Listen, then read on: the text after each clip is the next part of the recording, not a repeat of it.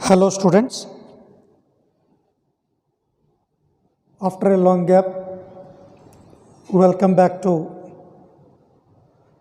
SGC online chemistry classes. Let me introduce the important topic of physical chemistry section of the first PUC syllabus, and which is states of matter. And in continuation of chemical bonding and molecular structure, the topic in the syllabus is the states of matter.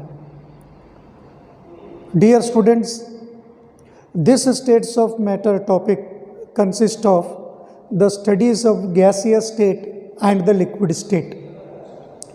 So due to the pandemic and non-offline classes, this situation, the board has deducted some part of this topic. The total liquid state of this topic has deducted. Only we have to discuss the gaseous state of the matter. The gaseous state. Only the gaseous state. The characters, the laws, the theory governing the gaseous state we are supposed to discuss in this topic, and the liquid state has deducted. Completely the liquid state has deducted. Well, dear students, this topic has weightage of 10 marks. This topic has weightage of 10 marks in the examination, which has weightage of 10 marks in the examination. Let us discuss this topic step by step. Dear students, as you know from your basic idea, from your earlier idea, that there are three major states of matter, which is familiar to one and all. The three major states of matter, they are solid, liquid, and a gas. These are said to be the three major states of matter. Hope you know the fourth state of matter is the plasma state. The fifth state of matter, which is under study and is a continued process, which is a Bose-Einstein condensate. Plasma state, the fourth state of matter. Bose-Einstein condensate, BEC, which is the fifth states of matter, and the study is in continuation.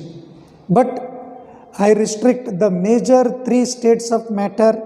The major three states of matter: solid, liquid, and a gas. But under this topic, we were discussing the characters, the laws, and the theories pertaining to a gaseous matter: solid, liquid, and a gas. Well, dear students, whatever the matter we observe around us, they exist either in the solid state or in the liquid state or in a gaseous state. For example, the chalk in my hand, the chalk what I am writing the letters on the board, which is a solid state. Usually the water what we drink, it is the liquid state, and the air what we breathe for our survival, it is the gaseous state. The three major states of matter are solid, liquid, and a gas. Come on. See, if you go in detail, regarding their existence. See, the melting point, I read shortly, the melting point and the boiling point, MPT and BPT. The melting point and the boiling point of solid, which is greater than the room temperature. Why the solid exists as solid? The substances, why it is existing in a solid state under the normal temperature or the room temperature? Because the melting point and the boiling point of solid is greater is greater than the room temperature, is greater than room temperature. Then what about to the existence of liquid? I tell you, the melting point of the liquids is lesser than room temperature. The melting point is lesser than room temperature, and boiling point of the liquid is higher than the room temperature,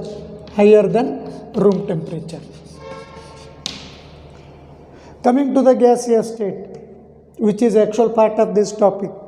So when you take the gaseous state, both melting point and the boiling point, which are melting point and boiling point of the gaseous matter, which is lesser than the room temperature,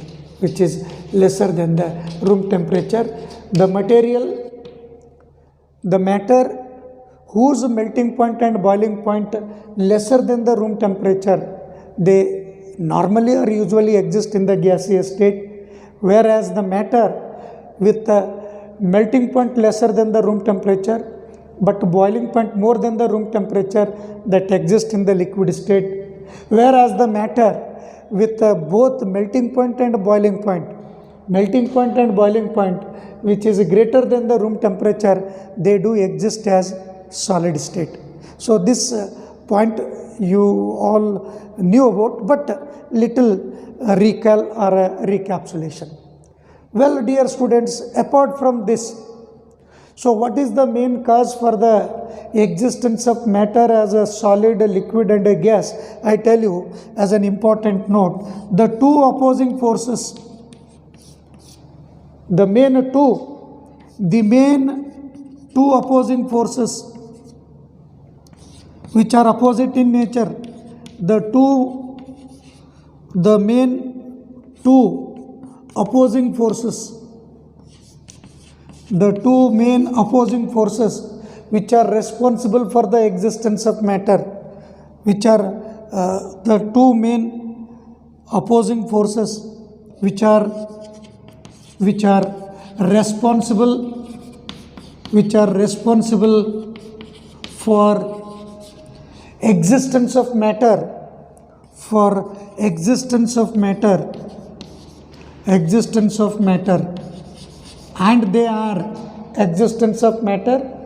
and they are number one, very very important, intermolecular forces. Intermolecular forces,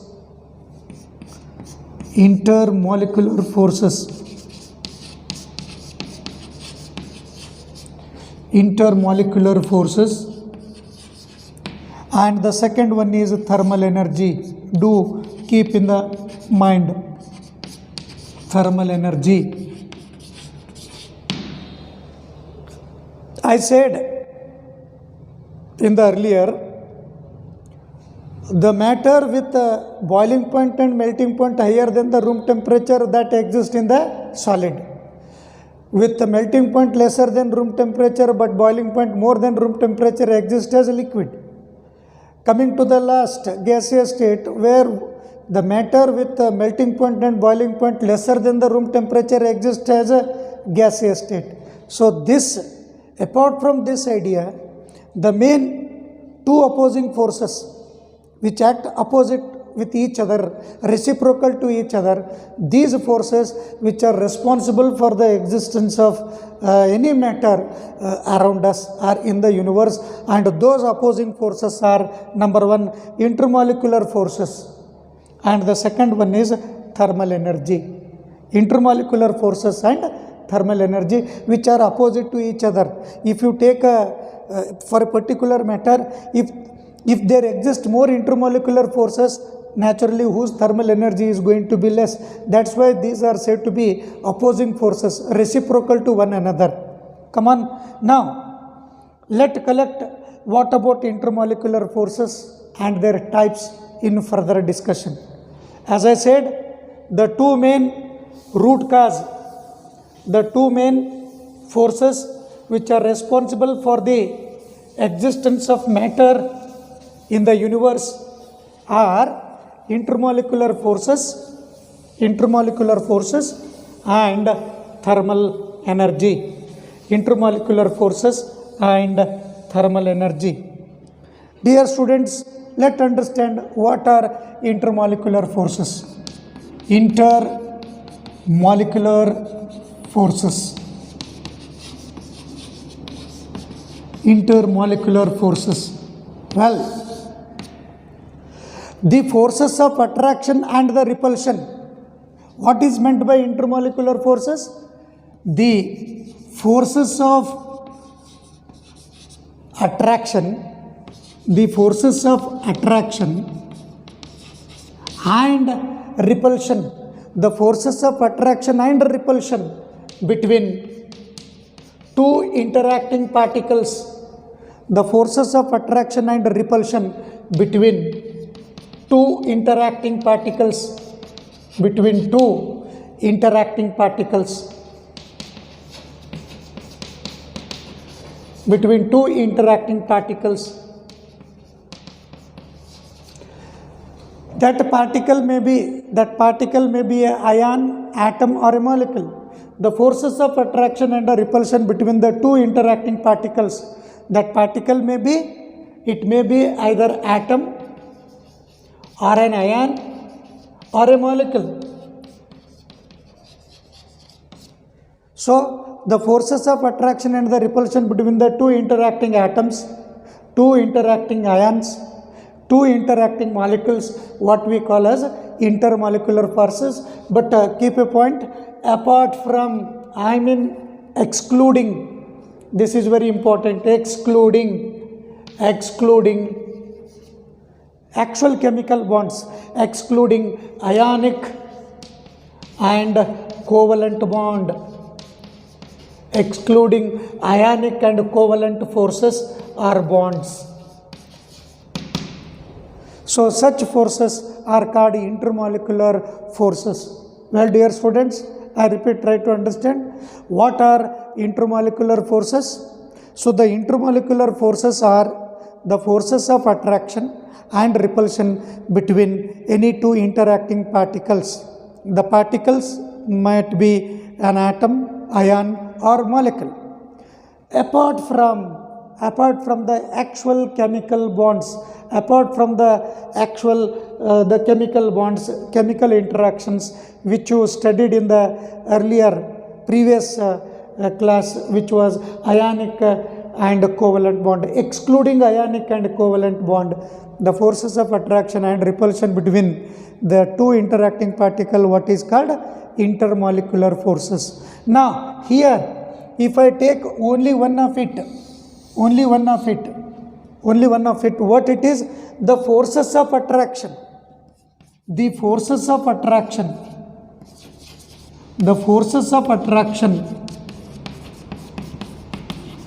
between two interacting particles,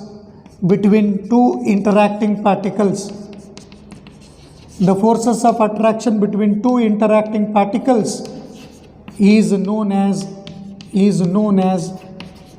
van der Waals forces,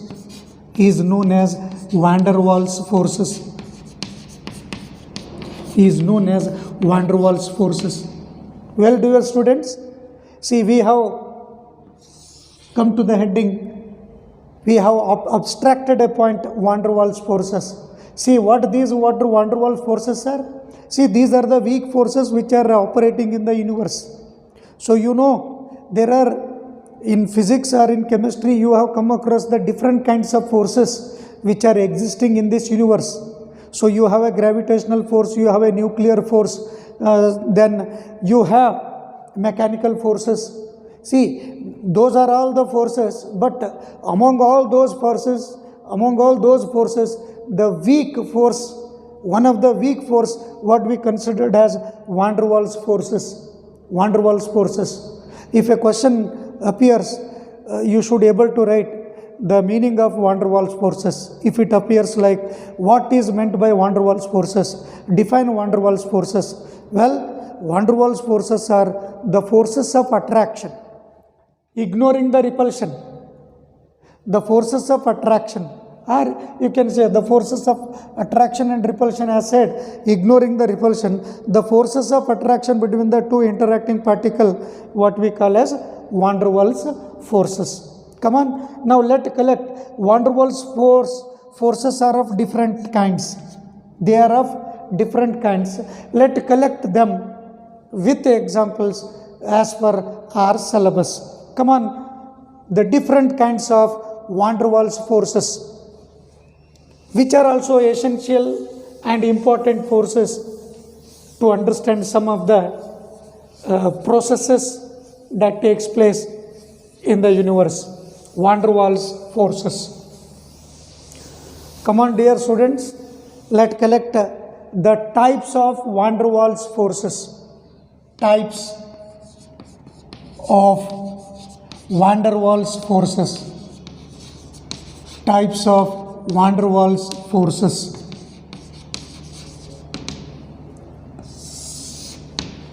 Let me collect parallelly. So the first type of van der Waals force is the dipole forces. Dipole forces. Dipole forces.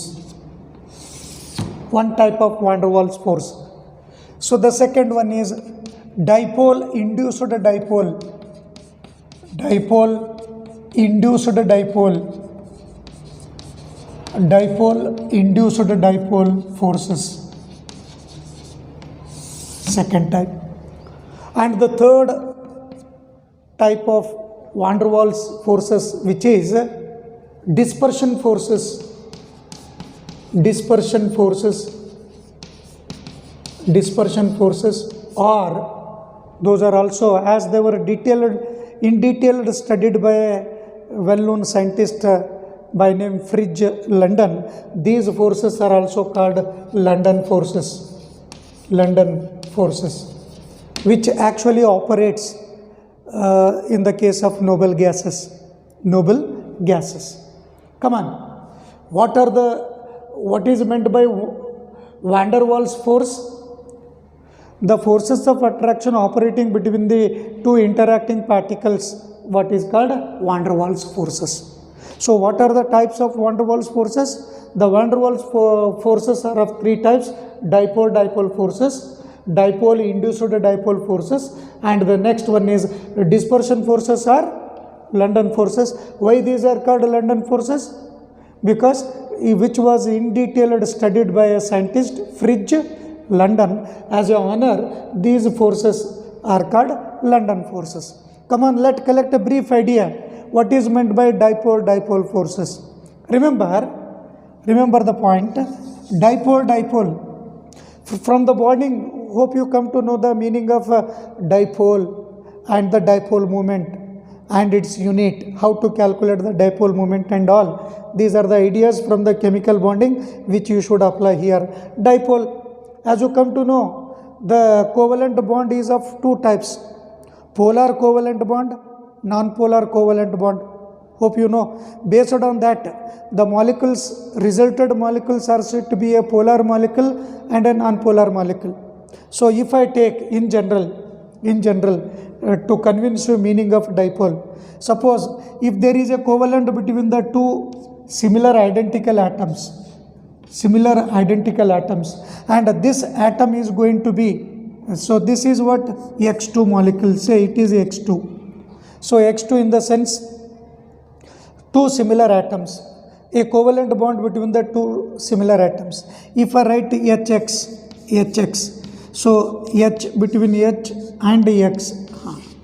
So this is a single covalent bond between two similar atoms, a single covalent bond between two different atoms. See, the covalent bond is between the two identical atoms, and this is called non-polar covalent bond, NPCB, non-polar covalent bond.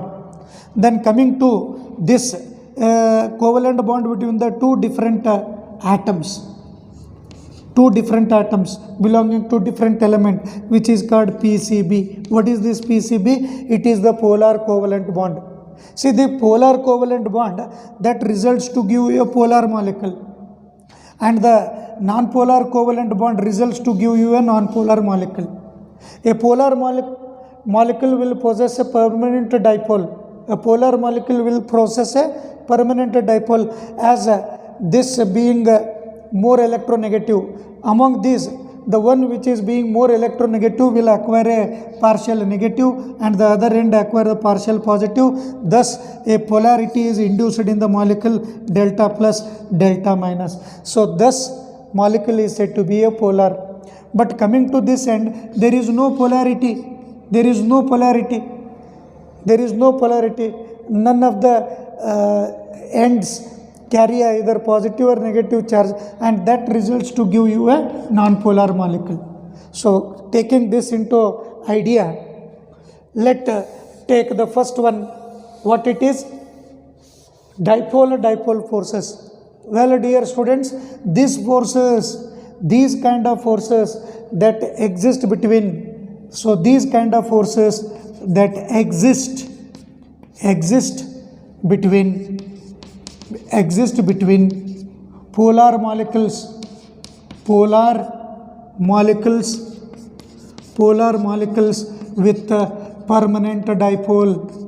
with permanent dipole. Example, like molecule like HCl, so molecule like SO2, NH3, etc. So these dipole forces that operate between the what? Between polar molecules with permanent dipole, like HCl, SO2, NH3, etc. that operates between the two polar molecule. Now, the forces of attraction. So I can write greater the dipole moment, greater the dipole moment, greater the dipole moment, greater is the dipole forces. So greater the dipole moment of the molecule, greater is the dipole forces. Now I can tell you, so this, the force operating the dipole forces, which is inversely proportional to the sixth power of the distance between the operating particles. The force magnitude of the dipole forces, which is inversely proportional to the sixth power of the distance between the operating or interacting particle. Smaller the distance, then greater the magnitude of dipole forces, and vice versa. So usually if the distance is 500 picometer, then the magnitude of dipole forces is considerable. Then coming to the point, because of this, you can see, what are the impact on the molecule? If you take impact of such dipole forces over the molecule, like if you take H2S, molecule like H2S, I can write boiling point of H2S, hydrogen sulfide, which is greater than the boiling point of PH3. So the boiling point of H2S is greater than the boiling point of PH3. Why? Because the operating dipole forces are magnitude is more in the H2S molecule and then in the phosphine molecule. The dipole forces are weaker. Magnitude of dipole forces is less in case of PH3, between the PH3 molecule, while the dipole magnitude is more in the case of H2S molecule. Because of that, H2S has a higher boiling point than PH3. H2S has higher boiling point than PH3. Coming to the idea. So I can write these two dipoles, I can represent like this. So molecule with one end carrying positive, other end carrying negative. So this another molecule, if I take delta plus delta minus, so this negative end of one of the molecule attract the positive end of another molecule, thus the operating force what is called as dipole forces. What it is called? Dipole forces. So coming to the next, what it is? Dipole induced dipole forces. Well, dear students, the title itself says dipole induced dipole forces. See, this operates between that exist. So these kind of force exist between dipole, between polar molecule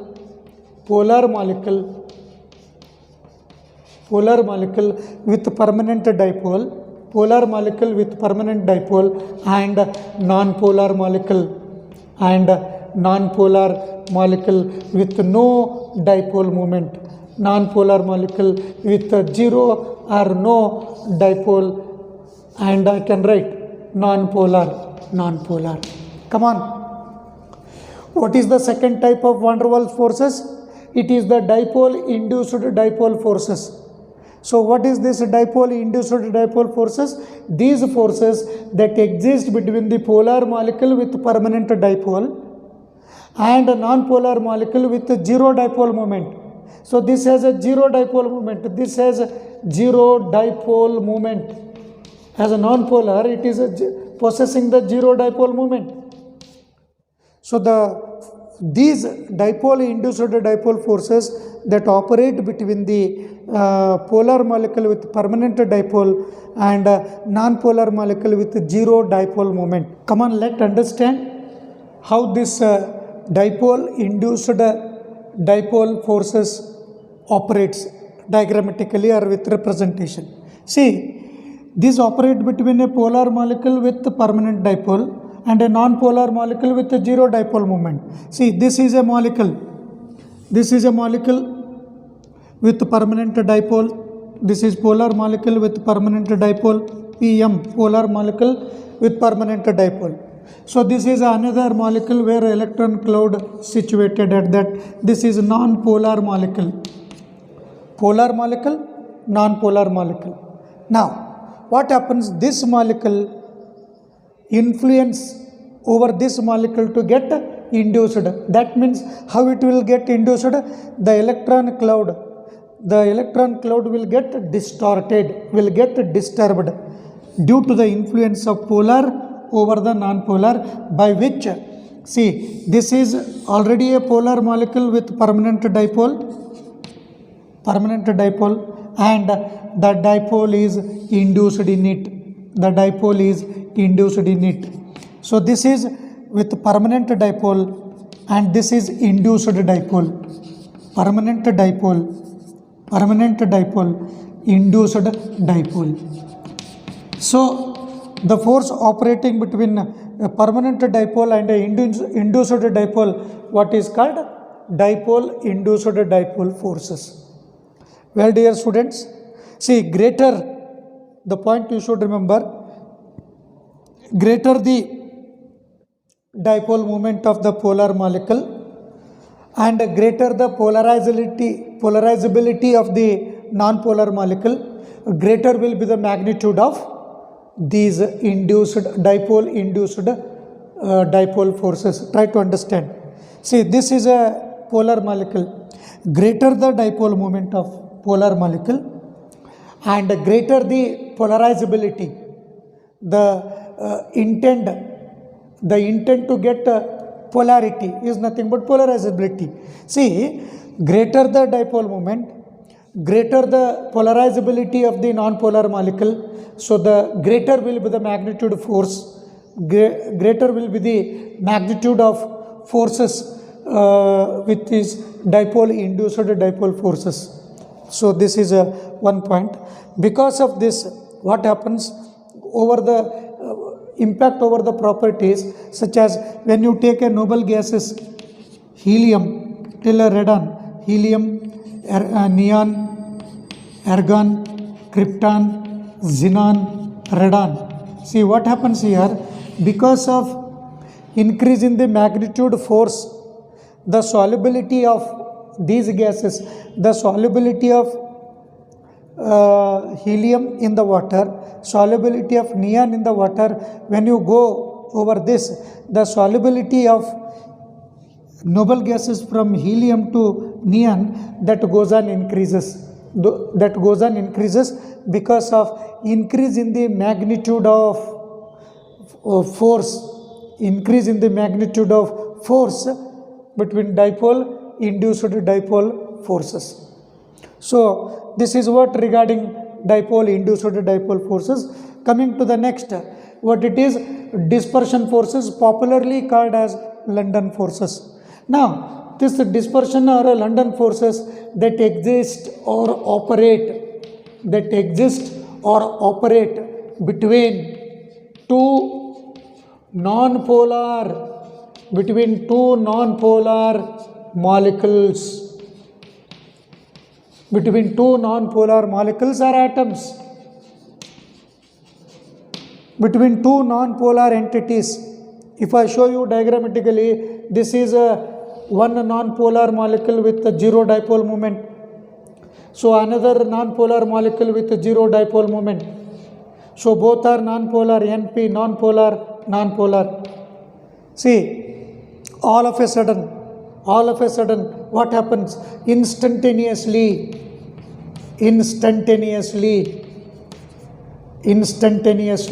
what happens? All of a sudden, the polarity get induced, the electronic distribution takes place like this. See, this atom may gain delta plus, delta minus. This will induce over this like delta plus, delta minus. Or reverse of this, delta minus, delta plus. Same over here, delta minus, delta plus. Either of them. So actually non-polar with zero dipole moment, instantaneously what happens, the electron cloud they get disturbed all of a sudden, giving you dipole. This will induce over the another molecule to get both the non-polar will polarities induced dipole. So that's what happened, that too for a temporary. This dipole is not going to remain for a longer time. Temporary dipole is induced. Don't get confused, induced. Here permanently the dipole is induced here, but here for a temporary time. For a time being, a dipole is induced in non-polar molecule. When the temporarily the dipole is induced, the force operating between those temporarily induced dipoles, what is called as London forces. Why it is called London force? As I said in the beginning, these kinds of forces in detail were studied by Fritz London, and that's why these are called London forces. And in the noble gases, in most of the gaseous atoms or between the molecules of gases, these forces they operate. See here, the magnitude of these forces, remember London force, they depend on size of the, atoms, size of the atoms. And this London force, which are directly proportional to surface area of molecules. Because of this, the boiling point, when you take impact over, the boiling point of methane is lesser than the silane hydride. Because of this magnitude increases, the boiling point of methane is less than silane hydride. And even if you take N-pentane has higher boiling point than the neopentane. N-pentane has higher boiling point than neopentane. Why N-pentane has higher boiling point? Because the N-pentane that provides a larger surface area than the neopentane. The boiling point of methane, why it is lesser than the silane hydride? Because when you take the size of an atom, carbon to silicon, the silicon size, as the size increases, size of the atom increases, that influence over the boiling point. This is how we concluded the three types of van der Waals forces. Let go to collect one more, which is not considered as a van der Waals forces, not considered as van der Waals force, but not considered as van der Waals force, but it is considered as one type of electrostatic force of attraction and has effect over most of the properties of the matters, and that force is that operating force is the hydrogen bonding.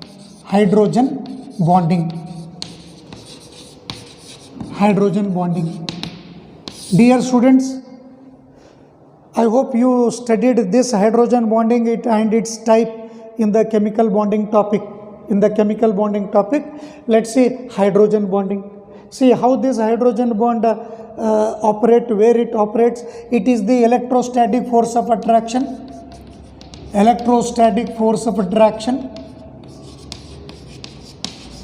It is the electrostatic force of attraction between hydrogen atom of one molecule, hydrogen atom of molecule with highly electronegative. This is very important. With highly electronegative atom, nitrogen, oxygen or fluorine of another molecule.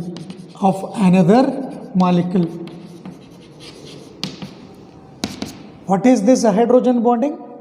It is the force of attraction. It is the electrostatic force of attraction between the hydrogen atom, compulsory between the hydrogen atom of a molecule and a highly electronegative atom may be a nitrogen, oxygen or fluorine. Highly electronegative atom, oxygen, nitrogen, fluorine of another molecule. That attractive force, what is called as hydrogen bonding. That attractive force is called hydrogen bonding. And further, hydrogen bonding,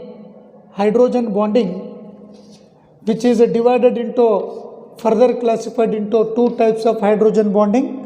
So one is a hydrogen bonding further divided into two types.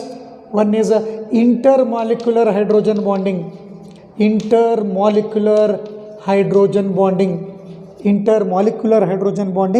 And another type is intramolecular hydrogen bonding. Inter means in between the molecules. If I take an example of HF, hydrogen fluoride molecule, there is a hydrogen bonding formation between the fluorine of one HF molecule with the hydrogen of another HF molecule, and that continues. So it is in between the molecules, that is intermolecule. Example in the HF. Intra means the hydrogen bonding within the same molecule, within the entity, which is orthonitrophenol. If I take an example of orthonitrophenol,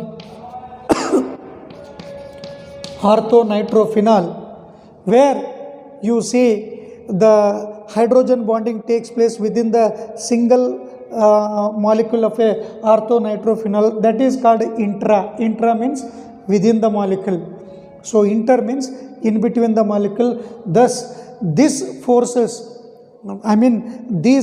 hydrogen bonding influences over the properties of many materials, many of the compounds. If you take an example of water itself, as it is in liquid state and appears like other organic liquid, but water is stable even at high temperature, even up to 100 degrees Celsius, the water is stable. Why? Because of the presence of hydrogen bonding between the water molecules, which is the ultimate impact of these or such type of strong intermolecular forces, a strong electrostatic force of attraction is the main cause. Well, with this, let go to collect the next heading, which is the second factor. As we said earlier, one is the intermolecular forces and another one is the thermal energy. Well, let's collect about idea about the thermal energy. Dear students, thermal energy, which is opposing force to intermolecular forces, thermal energy, it is the energy. Thermal energy is nothing but it is the energy arising in a body. It is the energy arising in a body due to motion of its the energy arising in a body due to motion of its constituents. Those constituents may be an atom, or may be an ion, or may be a molecule. So this is what the thermal energy is nothing but the energy that arising in a body. Every body possesses its own thermal energy, maybe a higher or a lesser. That is the different fact. See, everybody associated with a kind of energy that arises in a body because of motion of its constituents. Those constituents may be an atom, ion, or a molecule, and that what we call as thermal energy. And do remember, well, this thermal energy of a body is directly proportional to temperature.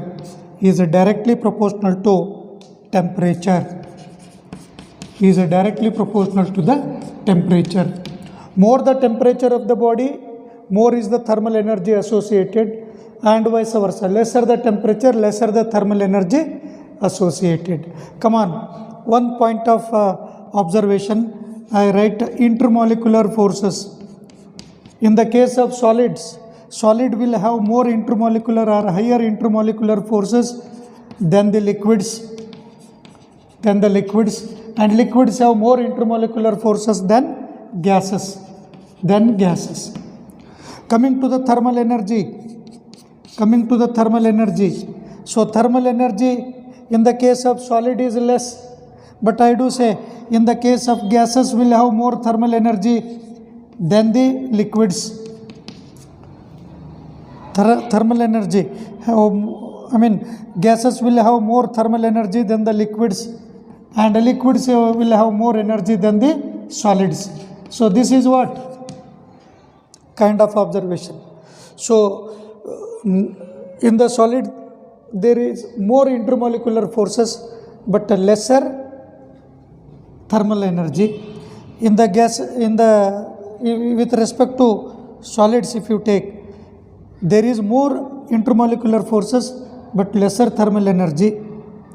But when you take a gas, there is more thermal energy and the lesser intermolecular forces. Keeping in this mind, but do remember the point, what is that? Intermolecular forces and thermal energy. Intermolecular forces and thermal energy which are inversely proportional, I do write more the intermolecular force, lesser the thermal energy. So more the thermal energy, lesser the intermolecular force. This is how the point you should remember. Finally, before I conclude over this part, see, you can have interconversion of matter such as ice. On heating this ice, you will get into a liquid water, and further boiling the water, you get the water vapors. You get vapors of water. So solid changes to liquid, liquid changes to gas. See here what has happened, the intermolecular forces were decreased by increasing the temperature. By increasing the temperature, the intermolecular forces decreases, that's why solid changes to liquid, and further liquid changes to vapor. On the reverse, on cooling the vapors means by increasing the intermolecular force, by decreasing the temperature. So increasing the intermolecular force by decreasing the temperature, liquid vapors of the water changes to liquid, and on further cooling that gives you solid. This is called interconversion of matter. See, what is that interconversion of matter, dear students? It's very clear. Interconversion of matter is nothing but solid changes to liquid, liquid changes to a gas, and vice versa. So on what basis these interconversions are noted? Those are noticed on the basis of change in their intermolecular forces along with thermal energy. So with this I conclude today's class. In the next class we go with particular study about the gaseous matter, its characteristics and the related measurable properties, followed by the gas laws in the next video. Thank you, students.